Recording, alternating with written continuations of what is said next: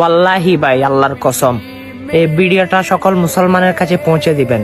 হয়তো তারা আমার রসুলের কলিজায় আঘাত করতেছে, তাহলে আপনি কেন মুসলমান হয়ে আমার রসুলকে কষ্ট দিচ্ছেন সে বার্তাটা শুনুন। একজন মুসলমান যখন আমার রসুলের সুন্নত অনুযায়ী দাড়ি রাখে না, তখন আমার রসুল নারাজ হয়।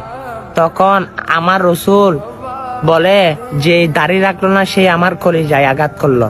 শুধু তাই না, আপনি দাড়ি না রাখার কারণে হাসরের ময়দানে আল্লাহর রসুল আপনার দিকে তাকাবে না। আপনি কি জানেন, প্রতিনিয়ত আপনি ঘুমানেও আপনার কবিরা গুনাহ উঠতেছে, কারণ আপনি দাড়ি রাখেন নাই সে নবীর সুন্নত অনুযায়ী। হ্যাঁ, সুন্নত অনুযায়ী দাড়ি রাখেন, আর একটি দাড়ির মধ্যে 70 জন ফেরেশতা থাকে। দেখেন দাড়ির মূল্য কতটুক। আল্লাহর রসুল আপনাকে হাসরের ময়দানে যদি দেখে, আপনার দাড়ি কবরে যদি দেখে, আপনার মুখের মধ্যে দাঁড়িয়ে আমার রসুলের সুন্নত অনুযায়ী, হ্যাঁ অবশ্যই আপনাদের জন্য জান্নাতের দরজা খোলা। সুবহানাল্লাহ। হ্যাঁ, আপনি দাড়ির ফজিলত সম্পর্কে জেনেছেন, আজকে না হয় ভিডিওটা আমার রসুলের জন্য। আমার রসুলের সুন্নতকে ভালোবাসলে সকল মুসলমানের কাছে শেয়ার করে দিয়েন। আমিন।